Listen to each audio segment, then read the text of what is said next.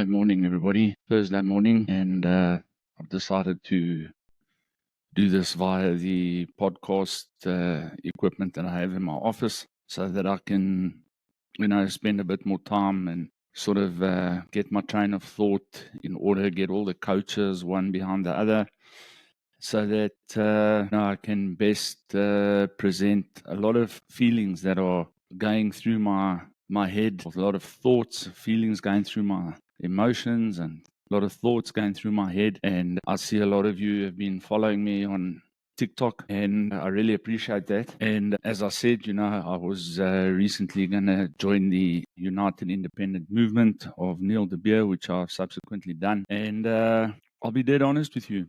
I did it because I find Mr. De Beer to be exceptionally honest in the things that he says. I find him to be very humorous in the manner that he presents some of the more serious issues. And I also find that when it's time to be serious, he's a serious man and he says what he feels and he wears his heart on his sleeve. And, that made and found affinity with me and my way of thinking. And I think a lot of people don't really understand, what my way of thinking is. And my way of thinking is that I want to try and just be a small voice in the wilderness of some kind of sanity and reason, and to try and point out where things in South Africa are really going sideways, as many of us know, but many people are afraid to hear their voice known.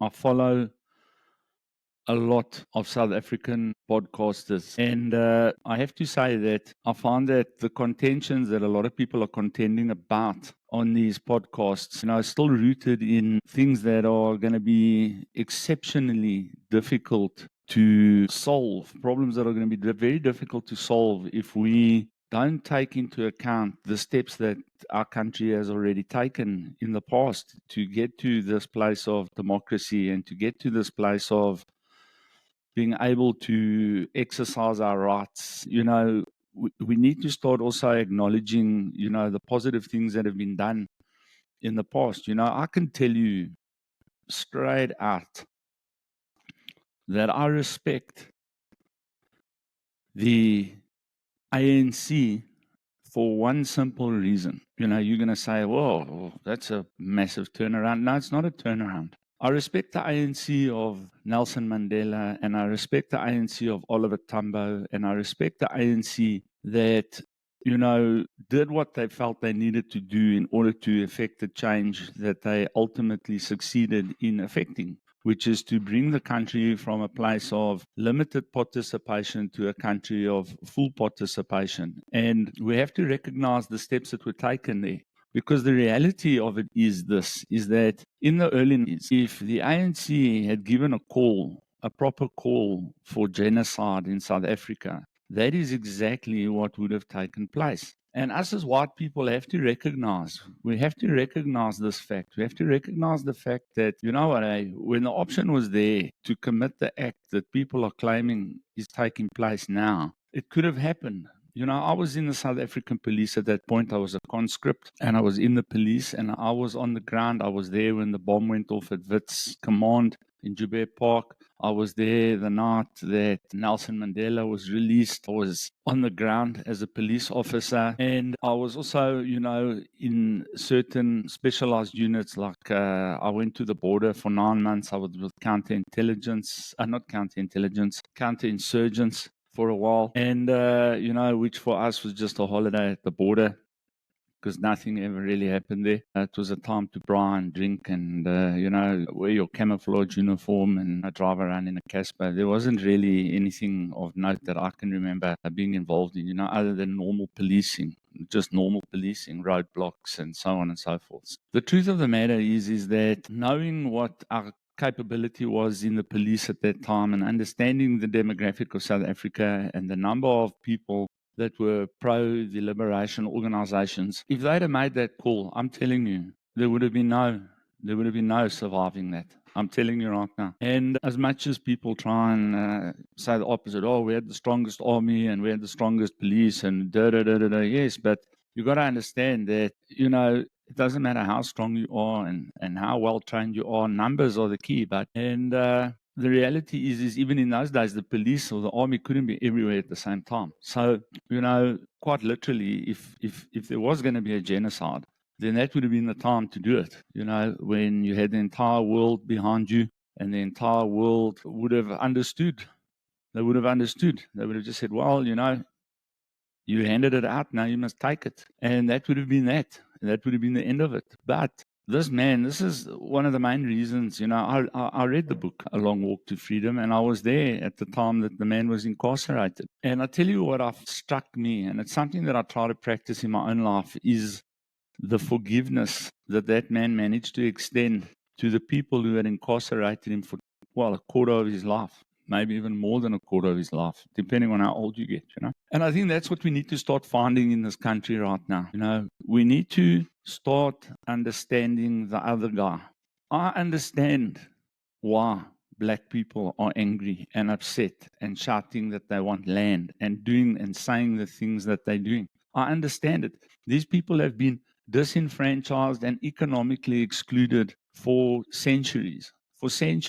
And I watched a black commentator the other day trying to explain to a guy that, because the guy was saying, oh, well, I don't have white privilege and this and that. It was in America. And this black guy was trying to explain to him, the mechanics and the understanding of what this thing is that they describing as white privilege. Now, if you don't understand it, then I would encourage you to go and read a book. Okay, because there's no getting around it. Let's say for argument's sake, right? You and your brothers and your father and all your family, right? You own a farm, let me thumbsuck, in Mpumalanga, all right? And you've been on that farm your family's been on that farm, let's say, for 200 years, and you've been cultivating that farm for 200 years. Would you have been able to cultivate that farm to the same level that it is now, all right, if for those past 200 years, the black community in your area were able to cultivate a farm next door to yours at the same capacity, with the same funding, and with the same level of education that was afforded to you and your family, and with the same amount of support that you and your family received from the government those years? Do you think you would still have been able to compete in the marketplace at the same level? You wouldn't have. It's just basic, simple maths for a fool like me. All right? The reason that we've, as white people, managed to expand these massive businesses is because of the systems that were in place that allowed us to grow as a white racial demographic group at a faster rate than the people that were excluded from it. Now, we move forward 200 years or 50 years or since apartheid to now, but apartheid started way before the National Party gave it a name. Apartheid was begun already by the British with their policy of segregation, 100 years before apartheid. The reality is that the Boers were considered just one of the tribes here, and the segregation affected them as well. Then we had a guy come on the scene by the name of Jan Smuts, who became the president of the Union in 1922, and he was a British sympathizer. And thus, when the Second World War began, he then pulled us into the Second World War on the British side. But there were a vast number of Afrikaners in this country who were pro-Hitler. That is a fact, okay? And these pro-Afrikaners liked the idea of the German nationalism, the German nationalism, okay? And so with all the death and destruction and economic collapse of South Africa's involvement in the Second World War, when the next election was held in 1948, this nationalist Afrikaner party came into power with a similar mindset as the party that just got defeated in Europe. And that is the truth. And they took segregation to the next level, which we now know as apartheid, right? I can tell you, as a young man, I don't know, there was no such thing in South Africa that I can remember. You might be able to correct me, as a white squatter camp. There was no such thing. And the reason why there was no such thing is because the government made sure, no matter how menial and no matter how inconsequential the work was, that every white person had the opportunity to work somewhere and earn some money. And we had certain poor white areas around South Africa, but particularly where I stayed in Johannesburg and around the Witwatersrand, there were a lot of these poor white areas. But the people there used to get state grants. They used to be able to go to state schools. They used to be able to find employment in state entities. And this created a privilege. Do you understand this, right? Now you've got a group of people who have been included in the economy, but are working at a deficit because of the lack of 200, 250, whenever you want to say, 300 years of privilege, are still trying to catch up the deficit to get to what we as white people have always considered normal. Our normal was not their normal. And you can cut it, you can slice it any way you want. These are the facts. We're in a situation now where what Mandela and what the ANC wanted to do was to correct and balance the scales of economic, political, etc., inclusion, while not completely wiping out the white population, who the reality was held the technology, held all the power bases that are required to build a civilization and to continue building a civilization, right? And we started moving very well along this progression of inclusion, this progression of training people up, this progression of starting to get South Africans, all South Africans, to a place of being able to participate, getting them into education, getting them into tertiary education, postgraduate degrees. I mean, I watch some of these guys that the last 30 years has produced on podcasts and on TV, and they're exceptional. They're absolutely exceptional. So this story that was perpetuated during apartheid, that you know what, the white man was just simply better than the black man, has been proven over the last 30 years to be absolutely false and absolutely ridiculous. You know, there's guys that I don't really enjoy some of their comments, like this Nota. I think your surname's Beloy, brother. Nota Beloy, right? And I watched him on the Zbu podcast, and I've watched him interact with numerous different, call them opponents, if you will. And I want to tell you that what has struck me about that gentleman, regardless of some of his views, not all his views are bad. You know, he said some stupid things. I say stupid things every day. You know what I mean? I don't know if he regrets them or whatever. It doesn't matter. Those are his views. He's entitled to have his views. But one thing you cannot take away from that gentleman, he is highly, highly intelligent.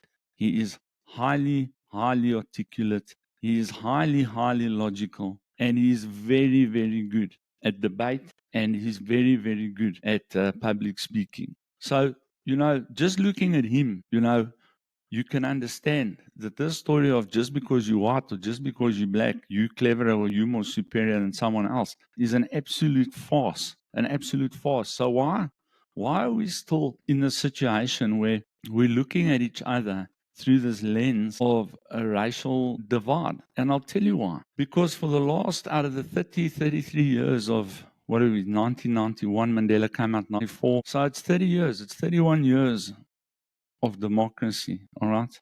If you drive around this country, okay, the vast majority of people who voted the ANC in are now old people. And many of them have been living in hope for the last 31 years. And their children and their grandchildren have seen no change. And yet, what do they see? This is what you've got to understand. What do they see with their eyes? They see the white guy is still driving the nice car. They see the white guy is still living in the nice house. They see the white guy's kids are still going to private schools and living the high life. They see the white people are living in beautiful areas, closed off, fenced in areas all around this country and all around Johannesburg. And they look at what is going on and they don't understand what this democracy really means when they are still living in abject poverty. Now, as I said, things were moving along nicely. Things were transitioning well. You know, the government had expropriated some farms with compensation.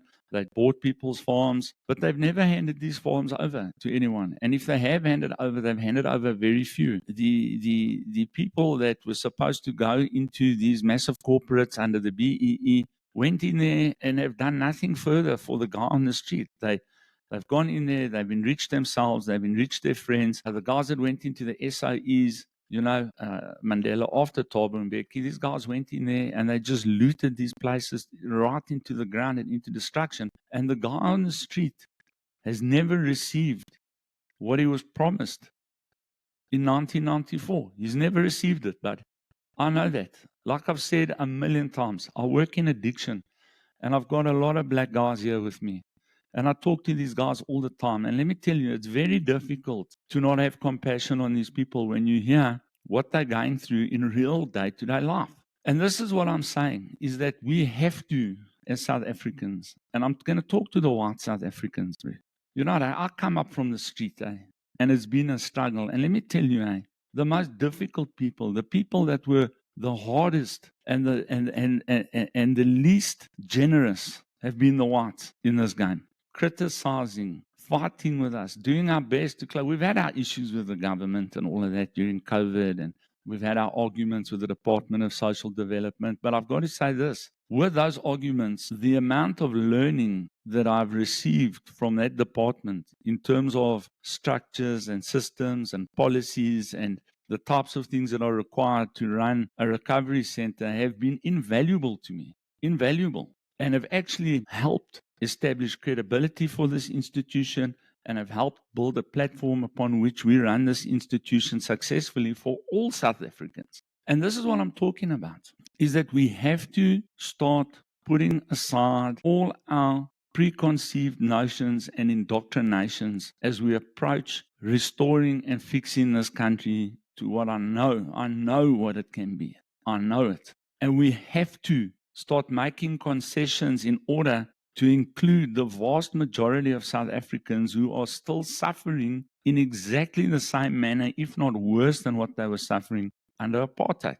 And this is my contention, is that the current people who are running these systems are still blocking the vast majority of South Africans from participation. And while blocking them from participation, they're blocking them from proper education. My brother, a 30% pass rate. If you get 30% to pass your matric, you are not qualified to do much. Do you understand this? The 30% is not designed for you.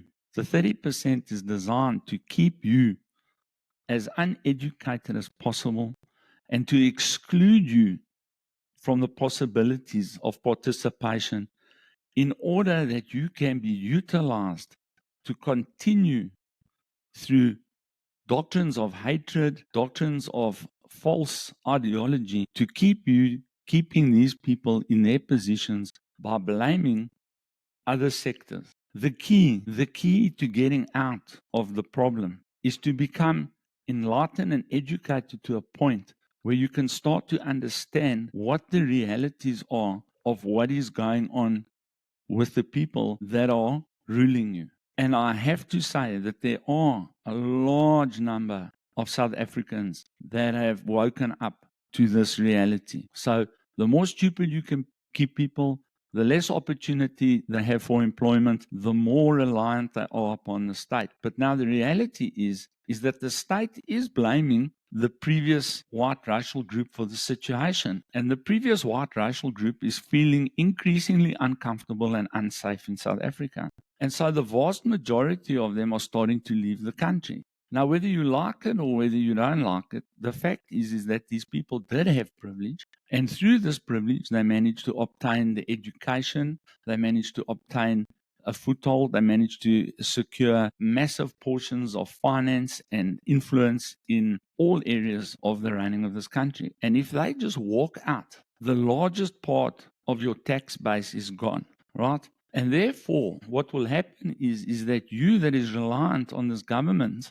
that you've put in power, all right, who's keeping you uneducated, who's keeping you reliant, is going to be unable to sustain you in terms of your grants and in terms of everything that they've promised you, because there's simply going to be no money to do it. The government does not spend their own money.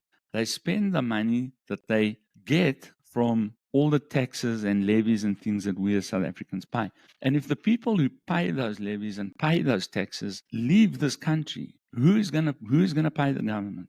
And if no one can pay the government, who is going to pay you, your grant? Do you understand? And this is a tinderbox. It's a tinderbox. And there's a lot of people out there that are inciting people that are already suffering because this tinderbox is ready to light. So what are the solutions? The solution is this, corporate South Africa that is white run, the portions of corporate South Africa that are still white run, the farms that are majority white run. You have to, outside of legislation that you're trying to dodge and hide and milk and all of this, you have to start instituting programs to bring the low echelon person into the system. You have to start developing systems to educate these people in order to make them functional in the sense that they are functionally able to run corporates, farms, and massive enterprises. If you don't do that, the very same people that you are trying to keep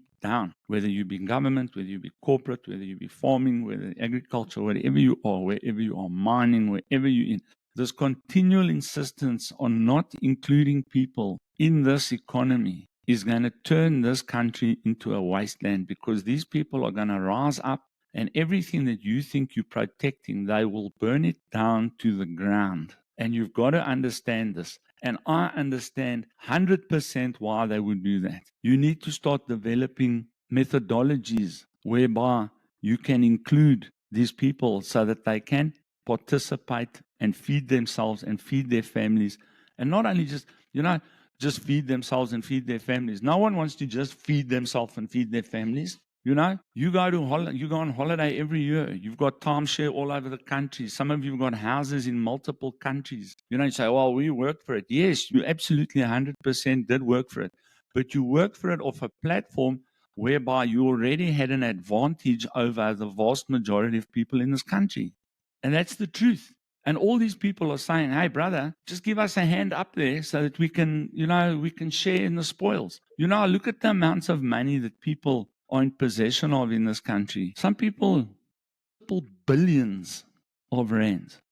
And they just simply will not even release or let go of or assist anyone with even nothing. I did a small math sum. You can correct me if I'm wrong.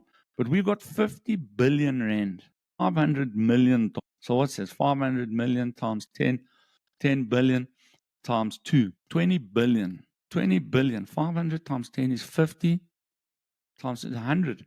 100. 10. Hang on, let me just do it here. I'm not good at maths. Let me just do it here quickly for you guys. Let me just find this calculator. I can never find it. I can never find this thing. 500 times 10 is 5 million. Times 2 is 10 billion. 10 billion.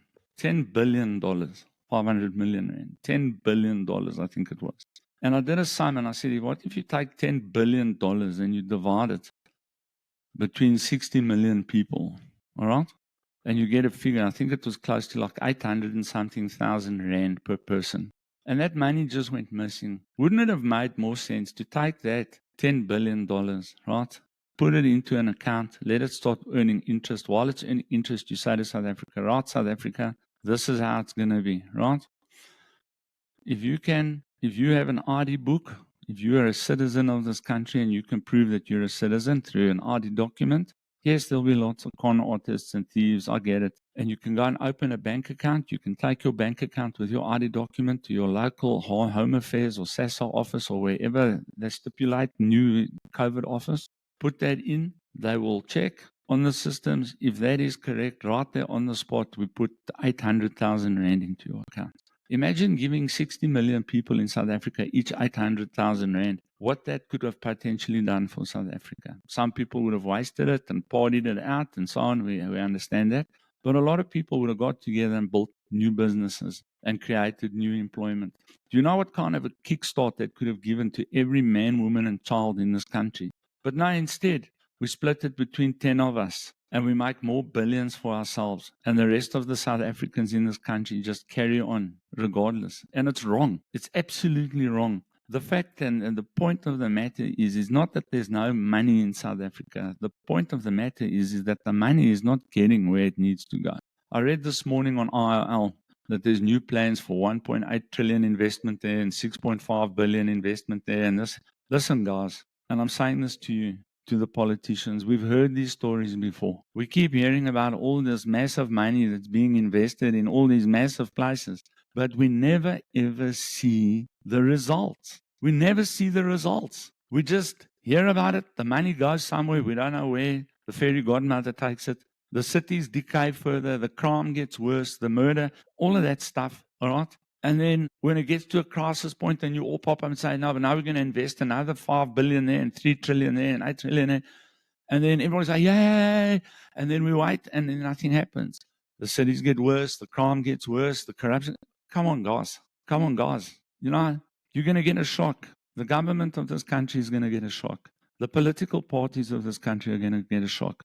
Because I want to tell you guys something. When the South African public rise up and they begin with civil disobedience and they stop paying tax and they stop paying traffic tickets and they stop paying rates and taxes and they stop paying their water bill and they stop paying their electricity bill as a united form of civil disobedience, you guys are going to be out of there faster than lickety split. And I hope that's as far as it goes, because let me tell you, when the masses rise up, they're not going to rise up against demographics. They're going to rise up against the people that they know are keeping them down. And that's you sitting in the union buildings. They will march into those union buildings, and I shudder to think what the results are going to be. You saw what happened in America on January the 6th. You saw what happened there.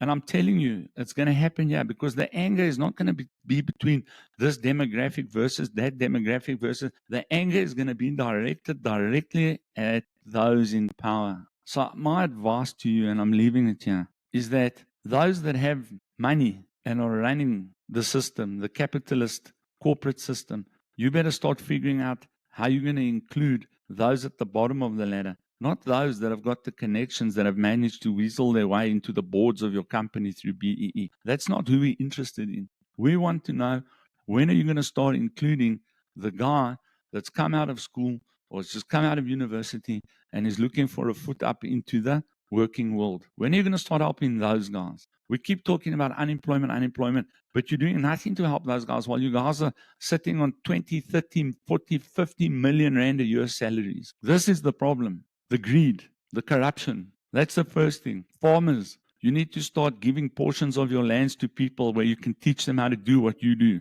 so that they can start producing food. Stop monopolizing this thing so that you monopolize it and then you say, well, if you get rid of us, then you're all going to die of hunger. But you're doing nothing to expand the knowledge base of the average South African person who wants to farm and wants to learn what you do. You're not prepared to teach that guy. That's my contention in terms of the economy. This is why they're saying, we want the land, we want the land, we want the land. And you saying, we're hanging on to the land, we're hanging on to the land, we're hanging on to the land. And if you try to take the land, we'll leave. And that's your pawn, that's your chessboard play. You know, we won't give you the land because you can't farm it, but we're also not going to teach you how to farm it.